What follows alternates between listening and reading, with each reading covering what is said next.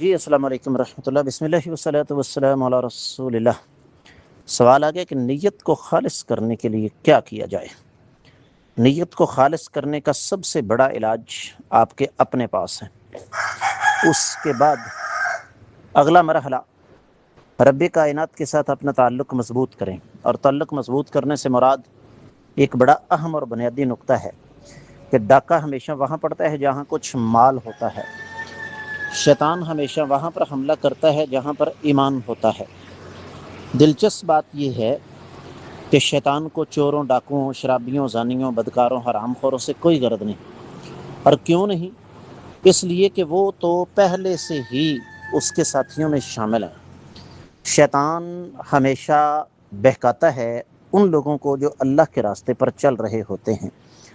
یہی وجہ ہے کہ آپ یہ دیکھیں کہ بڑے بڑے برانڈ، بڑے بڑے نام، انہوں نے ایسے ایسے فتوے جڑ دیے کہ امت کے اندر ایک فتنہ پیدا کر دیا، بلکہ ایک نہیں کئی فتنے پیدا کر دیے۔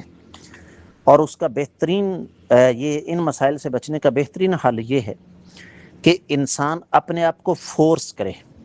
نیکی اور گناہ میں فرق یہ ہے کہ گناہ کی طرف طبیعت خود بخود مائل ہوتی ہے، جبکہ نیکی کی طرف طبیعت کو زبردستی کھینچ تان کر لانا پڑتا ہے۔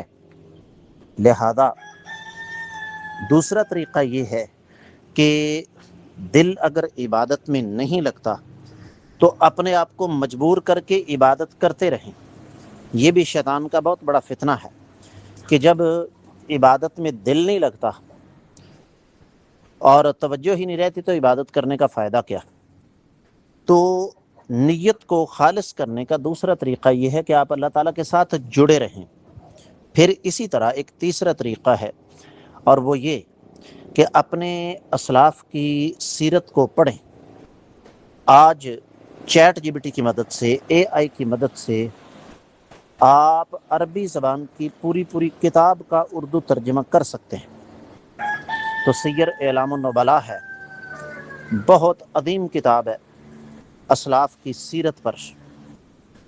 اس کتاب کا مطالعہ کریں کہ ہمارے اسلاف اپنی نیتوں کو خالص کرنے کے لیے کس قدر تگ و دو کرتے تھے، کس قدر کوشش کرتے تھے۔